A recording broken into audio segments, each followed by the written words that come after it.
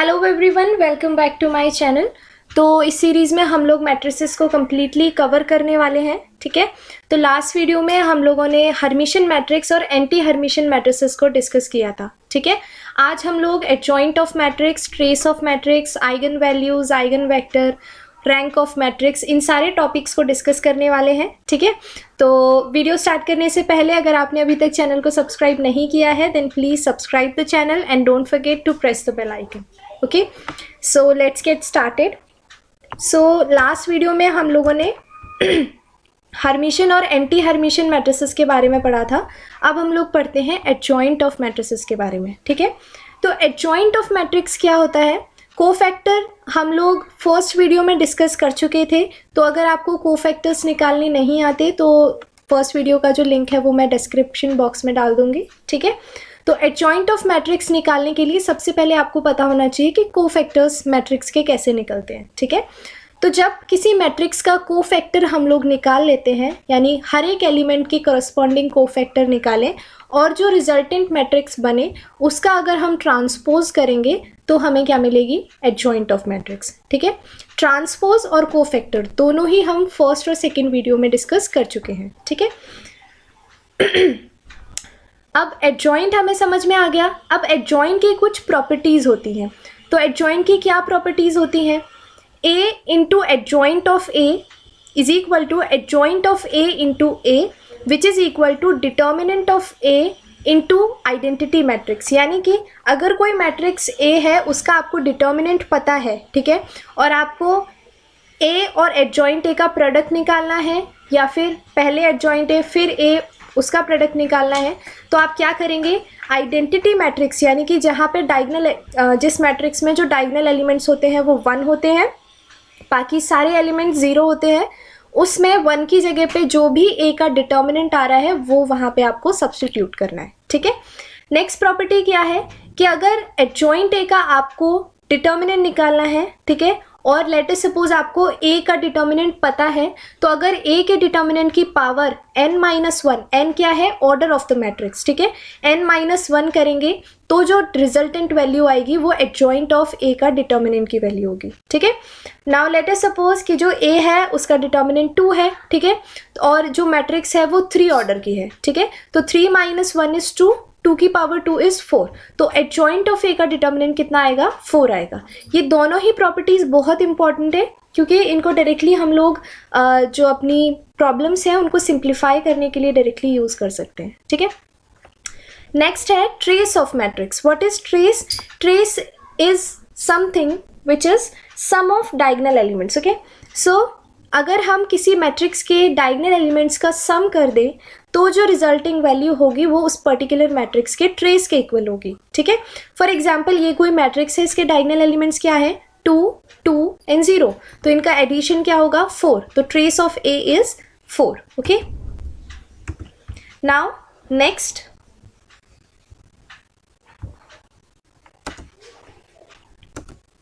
So next is inverse of matrix. तो अगर आपको एडजॉइंट ऑफ ए पता है, मतलब किसी मैट्रिक्स का आपको एडजॉइंट पता है और उसका डिटर्मिनेंट पता है, तो आप इजीली इस फॉर्मूला का यूज़ करके उस मैट्रिक्स का इनवर्स भी फाइंड आउट कर सकते हैं, ठीक है। तो ए इनवर्स किसके इक्वल होगा? Adjoint of A divided by जो पर्टिकुलर उस ए मैट्रिक्स के डिटर्मिनेंट की वैल्यू है, ठीक है, तो वो ए इनवर्स के इक्वल होगा। और ये आइडेंटिटी हम पिछली ये जो आइडेंटिटीज़ हमने पढ़ी हैं यहाँ से भी इसको डिराइव कर सकते हैं। तो इन केस आपको डेरिवेशन पूछना हो तो आप कमेंट सेक्शन में पूछ सकते हैं, नेक्स्ट वीडियो हम इसके डेरिवेशन की डाल देंगे। अब इनवर्स ऑफ मैट्रिक्स की कुछ प्रॉपर्टीज़ होती हैं। वो प्रॉपर्टीज़ क्या है कि इनवर्स हमेशा जो सिंगुलर मैट्रिक्स होती हैं उनका ही हम इन्वर्स निकाल सकते हैं। सिंगुलर मैट्रिक्स का हम लोग इन्वर्स नहीं निकाल सकते, सिर्फ नॉन सिंगुलर मैट्रिक्स का ही इन्वर्स निकाल सकते हैं, ठीक है। सिंगुलर मैट्रिक्स जिनका डिटर्मिनेंट जो है वो 0 होता है, तो अगर हम यहाँ पे कोई मैट्रिक्स है जिसका डिटर्मिनेंट 0 है तो ये जो ए इन्वर्स है वो नॉट डिफाइंड हो जाएगा, ठीक है। इसलिए इस ए इन्वर्स की मतलब ए डिटर्मिनेंट की कुछ वैल्यू होनी चाहिए ताकि वो नॉन सिंगुलर मैट्रिक्स हो, तभी हम उसका इन्वर्स जो है वो फाइंड आउट कर सकते हैं, ठीक है। ठीक है। अब ए बी के प्रोडक्ट का अगर आपको इन्वर्स निकालना है तो क्या होगा, उनका जो सीरियल है, उनका जो सीक्वेंस है वो चेंज हो जाएगा और सेपरेटली उनका इन्वर्स निकाल के प्रोडक्ट करेंगे तो वो सेम वैल्यू आएगी, ठीक है। ए बी सी डी का इन्वर्स निकालना है, ये इसका कुछ जनरलाइज फॉर्म समझ लीजिए। तो इसमें भी हम क्या कर सकते हैं कि अगर ऐसा करना है तो सेपरेटली इन्वर्स निकालिए और रिवर्स ऑर्डर में सबको मल्टीप्लाई कीजिए, ठीक है। नेक्स्ट है कि अगर हमें किसी मैट्रिक्स के इन्वर्स का डिटर्मिनेंट निकालना है तो हम डायरेक्टली उस मैट्रिक्स का डिटर्मिनेंट निकाल के इन्वर्स कर सकते हैं। आपको ज़रूरी नहीं है कि आप उसका पहले इन्वर्स निकालें फिर डिटर्मिनेंट निकालें, इतना लंबा प्रोसेस हो जाएगा बहुत, है ना। तो ये आइडेंटिटी क्या कहती है कि उस पर्टिकुलर मैट्रिक्स का डिटर्मिनेंट निकालें और डायरेक्टली इन्वर्स कर देंगे तो उसके इन्वर्स का डिटर्मिनेंट की वैल्यू आपके पास आ जाएगी, ठीक है। अगर ए और बी इन्वर्टिबल है, यानी कि हम उनका इन्वर्स जो है फाइंड आउट कर सकते हैं इन मैट्रिसेस का, तो फिर ए ट्रांसपोज बी ट्रांसपोज उन दोनों का product A B A dagger B dagger, ये सब भी इन्वर्टिबल होंगे, ठीक है। Now next topic is rank of matrix. Rank of matrix का मतलब क्या है? रैंक ऑफ मैट्रिक्स का मतलब है कि अगर मैं किसी मैट्रिक्स को एक अपर ट्राइंगुलर मैट्रिक्स में कन्वर्ट कर दूं, ठीक है, कुछ ट्रांजिशंस करके उसको अपर ट्राइंगुलर मैट्रिक्स में कन्वर्ट कर दूं, तब जो उसमें non zero number of rows बचेंगी उनको हम कहेंगे कि ये पर्टिकुलर जो वैल्यू है ये रैंक ऑफ मैट्रिक्स है, ठीक है। अब कैसे हम ट्राइंगुलर मैट्रिक्स में कन्वर्ट करें अपर ट्राइंगुलर मैट्रिक्स में?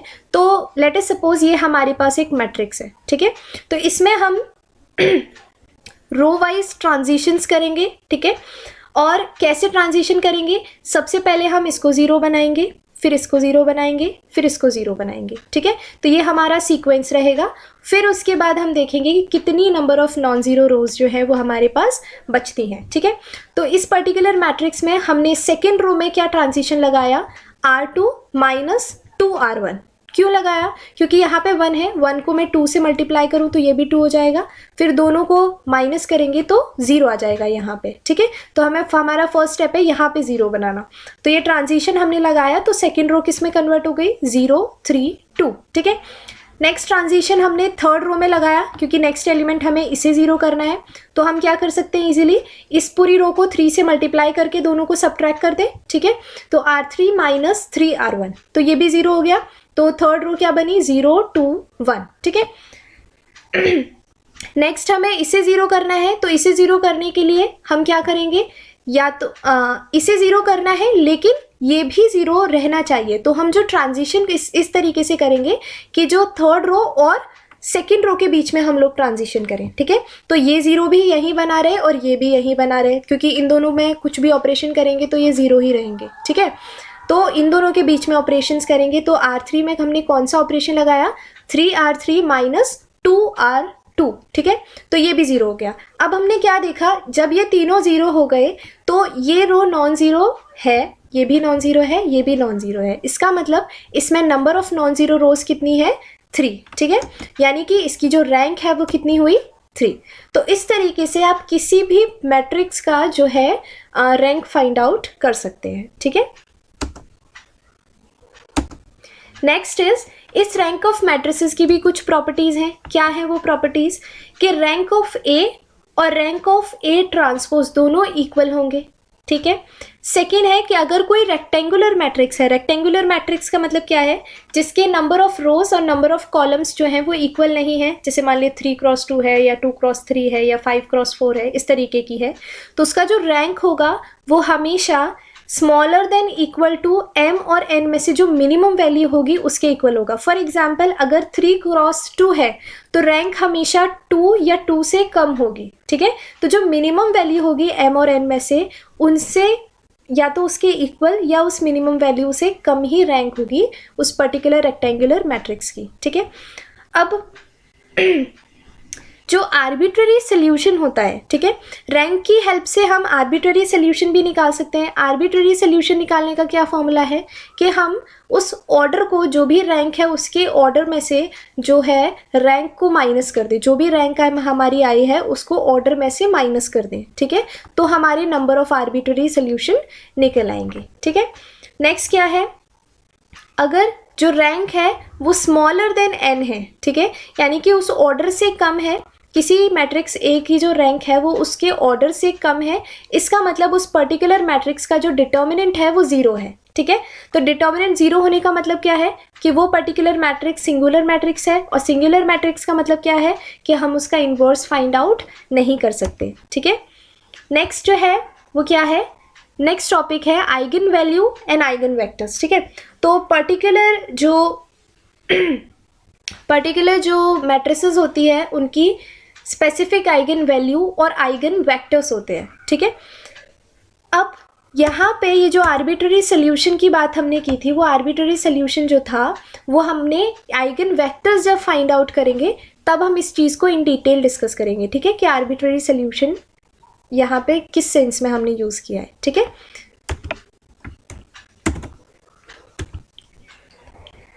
तो सबसे पहले हम बात करेंगे आइगन वैल्यू की। आइगन वैल्यू कैसे फाइंड आउट करते हैं, क्या उसका प्रोसेस है वो देखते हैं, ठीक है।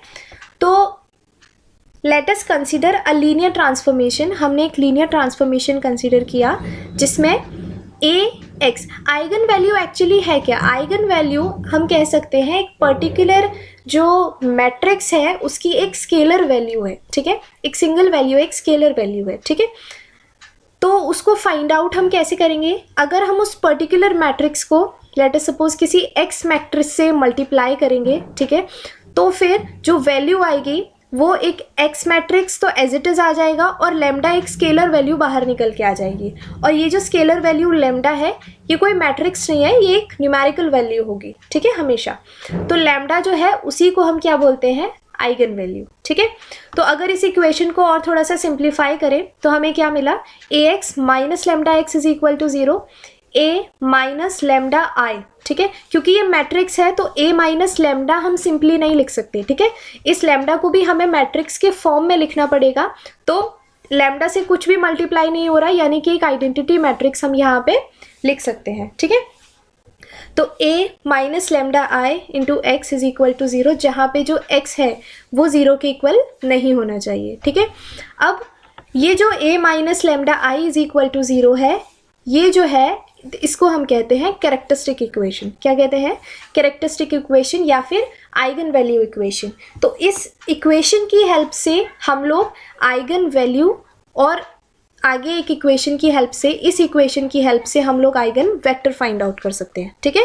तो आइगन वैल्यू हम इस इक्वेशन से फाइंड आउट करेंगे और आइगन वेक्टर हम इस इक्वेशन से फाइंड आउट करेंगे, जहाँ पे ये जो x है वो आइगन वेक्टर है और यहाँ पे ये जो लैम्डा है वो आइगन वैल्यू है, ठीक है। तो इसको एक एग्जाम्पल से समझने की कोशिश करते हैं। फॉर एग्जाम्पल हमारे पास ये कोई मैट्रिक्स है, ठीक है। तो अगर ये कोई मैट्रिक्स है तो हम कैरेक्टरिस्टिक इक्वेशन लगाएंगे, ठीक है। कैरेक्टरिस्टिक इक्वेशन क्या है, a माइनस लैम्डा आई का determinant is equal to 0। So this is a minus lambda and this is identity matrix, इस पूरे का डिटर्मिनेंट इज इक्वल टू 0, ठीक है। तो इसको हमने फर्दर सॉल्व किया तो क्या आया, 1 minus lambda 2 3 0 2 minus lambda 4 0 0 3 minus lambda, ठीक है, विच इज़ इक्वल टू 0। अब इसका डिटर्मिनेंट फाइंड आउट करेंगे तो लेट अस सपोज हमने इस रो के करस्पॉन्डिंग जो है उसका डिटर्मिनेंट फाइंड आउट किया तो क्या आएगा, 1 minus lambda into 2 lambda into 3 minus lambda minus 0, 4 into 0 is 0, minus two के करस्पॉन्डिंग जब हम इनका क्रॉस मल्टीप्लाई करेंगे तो ये 0 हो जाएगा, 3 के करस्पॉन्डिंग भी जब हम इन दोनों का क्रॉस मल्टीप्लाई करेंगे तो ये भी 0 हो जाएंगे। तो हमारे पास अल्टीमेटली बचा क्या, 1 minus lambda into 2 lambda into 3 minus lambda. तो इस इक्वेशन से हमें क्या पता चला कि जब हम इसको 0 के इक्वल करेंगे तो लैम्डा की 3 वैल्यू आई हमारे पास, विच आर 1 2 एंड 3, ठीक है। तो इस तरीके से कैरेक्टरिस्टिक इक्वेशन की हेल्प से आप किसी भी पर्टिकुलर मैट्रिक्स की आइगन वैल्यूज फाइंड आउट कर सकते हैं, ठीक है। अब अगर हमें 2 क्रॉस 2 मैट्रिक्स की आइगन वैल्यू फाइंड आउट करनी है, ठीक है, जैसे ये जो मेथड है ये थोड़ा सा आप कह सकते हैं कि कॉम्प्लिकेटेड मेथड है, थोड़ा सा लेंदी मेथड है, क्योंकि अगर मानो यहाँ तो रोज़ जो है 3 ज़ीरोज़ हैं यहाँ पे, ठीक है, लेकिन लेट अस सपोज यहाँ पे भी कुछ बड़ी बड़ी वैल्यूज़ होती तो ये जो कैलकुलेशन थी वो बहुत कॉम्प्लेक्स होने वाली थी। तो इस कैलकुलेशन को रिड्यूस करने के लिए हमने क्या किया, 2 फॉर्मूले हैं 2x2 और 3x3 मैट्रिसेस के लिए डायरेक्ट फॉर्मूलेज हैं। इस तरीके से हम 4x4, 5x5 के लिए भी फॉर्मूले बना सकते हैं, ठीक है। तो अपनी कैलकुलेशन को रिड्यूस करने के लिए हम डायरेक्टली इस इक्वेशन का यूज़ कर सकते हैं। कैसे यूज़ करेंगे? अगर कोई मैट्रिक्स 2x2 मैट्रिक्स है, ठीक है, तो उसके हम आइगन वैल्यू निकालने के लिए इक्वेशन यूज़ करेंगे where lambda square minus trace of A हमें गिवन मैट्रिक्स से हम लोग निकाल सकते हैं, into lambda plus given matrix का डिटर्मिनेंट इज इक्वल टू 0। अब इस क्वाड्रेटिक इक्वेशन की हेल्प से हम लैम्डा की वैल्यू निकालेंगे, ठीक है। सिमिलरली 3x3 के लिए एक क्यूबिक इक्वेशन होगी, 4x4 के लिए एक लैम्डा टू द पावर 4 वाली इक्वेशन होगी, ठीक है। तो lambda cube minus trace of A lambda square plus minor of a11 plus a22 plus a33 into lambda minus A determinant is equal to 0, ठीक है। तो ये दो इक्वेशंस हैं जिनका यूज़ करके हम डायरेक्टली कैलकुलेशंस को रिड्यूस करके लैम्डा की वैल्यू यानी आइगन वैल्यू फाइंड आउट कर सकते हैं, ठीक है। अब आइगन वैल्यूज़ की भी कुछ प्रॉपर्टीज़ हैं, ठीक है। आइगन वैल्यू की क्या क्या प्रॉपर्टीज़ है? Sum of eigen value trace of matrix को डिनोट करता है, ठीक है। तो अगर आपको ट्रेस ऑफ मैट्रिक्स निकालना है तो डायरेक्टली आइगन वैल्यूज़ निकाल के सम कर दो, या सम ऑफ आइगन वैल्यू निकालिए तो डायरेक्टली मैट्रिक्स का ट्रेस निकाल दो, ठीक है। Product of eigen value is equal to the determinant of the matrix. Next, eigen value of matrix and its transpose are same, ठीक है। Eigen value of A and FA are same, okay, same in the sense what? It's not actually same, ठीक है, we need to correct it. What is the reason behind it is कि अगर कोई function है, किसी matrix का जो value है वो लैम्डा है, ठीक है, और हमें मानो ए के फंक्शन की कुछ वैल्यू निकालनी है, for example e to the power A की वैल्यू निकालनी है, तो हम डायरेक्टली क्या करेंगे, e to the power lambda कर देंगे। तो लैम्डा की जो वैल्यू आएगी उसको सब्स्टिट्यूट करेंगे, वही उसकी आइगन वैल्यू होगी, ठीक है। यानी कि ए की जो आइगन वैल्यू होगी वो किसके इक्वल होगा? जो भी फंक्शन दे रखा है उसमें डायरेक्टली लैम्डा को सब्स्टिट्यूट कर दो, उसके इक्वल होगा, ठीक है। बाकी इस प्रॉपर्टी को हम इन डिटेल आगे और भी डिस्कस करेंगे। नेक्स्ट है कि डायगोनल मैट्रिक्स की जो आइगन वैल्यूज़ होती हैं वो उसके डायगोनल एलिमेंट्स होते हैं। सिमिलरली अपर ट्राइंगुलर मैट्रिक्स और लोअर ट्राइंगुलर मैट्रिक्स की भी आइगन वैल्यूज़ उसके डायगोनल एलिमेंट्स होते हैं, ठीक है। सिमेट्रिक और हर्मिशियन मैट्रिक्स की जो आइगन वैल्यू होती है वो रियल होती है, ठीक है। नेक्स्ट है एंटी सिमेट्रिक और एंटी हर्मिशियन मैट्रिक्स की जो आइगन वैल्यूज़ होती हैं वो या तो प्योर इमेजिनरी होती है या फिर 0 होती है, ठीक है। नेक्स्ट इज आइडेम्पोटेंट मैट्रिक्स की आइगन वैल्यू 0 या फिर 1 होती है। इनवॉलेंट्री मैट्रिक्स की +-1 होती है। निलपोटेंट मैट्रिक्स की सारी आइगन वैल्यू 0 होती है। नेक्स्ट, अगर कोई मैट्रिक्स है जिसमें सिर्फ 1 एलिमेंट है, ठीक है, यानी कि 3x3 की अगर मैट्रिक्स है तो उसके सारे जो एलिमेंट्स हैं वो 1 है, तो उसकी जो आइगन वैल्यू होगी वो पहली आइगन वैल्यू तो उसके ऑर्डर के इक्वल होगी, ठीक है, उस पर्टिकुलर मैट्रिक्स के ऑर्डर के इक्वल। बाकी सारी जो आइगन वैल्यूज़ होंगी वो 0 होंगी, ठीक है। आइगन वैल्यू ऑर्थोगोनल और यूनिटरी मैट्रिक्स की इस तरीके से होती है कि उसका अगर हम मॉड करें तो हमेशा 1 आए, ठीक है। नेक्स्ट, रियल मैट्रिक्स की जो आइगन वैल्यूज़ होती हैं वो या तो रियल होती हैं, ठीक है, रियल भी हो सकती हैं, और कॉम्प्लेक्स और उसका कॉन्जुगेट भी हो सकती है। फॉर एग्जांपल, मानो किसी मैट्रिक्स की जो आइगन वैल्यूज़ हैं 3x3 मैट्रिक्स की 3 आइगन वैल्यूज़ होंगी, है ना, तो वो है एक तो 2 हो गया विच इज़ रियल, और अगर 1 + आयोटा है तो 1 - आयोटा भी होगा ही होगा, ठीक है, this is for sure. Next is कि आइगन वेक्टर्स अलग अलग आइगन वैल्यूज़ के करस्पॉन्डिंग जो आइगन वेक्टर्स होते हैं वो ऑर्थोगोनल होते हैं, ठीक है। तो आइगन वेक्टर्स को हम नेक्स्ट वीडियो में अच्छे से कवर अप करने वाले हैं, और अब हम थोड़ा सा आइगन वैल्यूज़ जो हमने अभी तक उनकी प्रॉपर्टीज़ पढ़ी हैं उसको थोड़ा समराइज करने की कोशिश करते हैं। तो लेट अस सपोज ये जो एक्सिस है वो इमेजिनरी एक्सिस है और ये जो एक्सिस है एक्स एक्सिस वो रियल एक्सिस है, ठीक है। तो हमने एक यूनिट रेडियस का एक सर्कल बनाया, ठीक है, ये 0 है, ये ओरिजिन है, ये -1 एंड दिस इज +1, ठीक है। तो 0 किसकी आइगन वैल्यूज़ है? निलपोटेंट मैट्रिक्स की सारी जो आइगन वैल्यूज़ हैं वो 0, प्लस और -1 किसकी है? इनवॉलेंट्री मैट्रिक्स की, ठीक है, और इमेजिनरी किसकी है? आइगन वैल्यूज एंटी हर्मिशन और एंटी सिमेट्रिक मैट्रिक्स की, इमेजिनरी या फिर जीरो, ठीक है, प्योरली इमेजिनरी या फिर जीरो।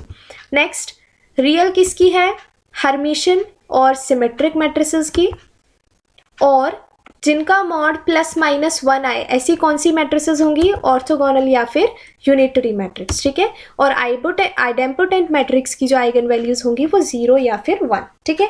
तो यहाँ पे हमने सारा जो आइगन वैल्यूज का चैप्टर है वो यहाँ पे पूरा सम अप कर दिया है। नेक्स्ट वीडियो में हम लोग आइगन वेक्टर्स को कवर अप करने वाले हैं, ठीक है। तो इस सीरीज में आपके मैट्रिक्स से रिलेटेड जितने भी डाउट हैं वो सारे थॉरली क्लियर हो जाएंगे, ठीक है। और तो आज की वीडियो के लिए बस इतना ही, और वीडियो पसंद आए then give it a thumbs up. Thank you so much for watching the video.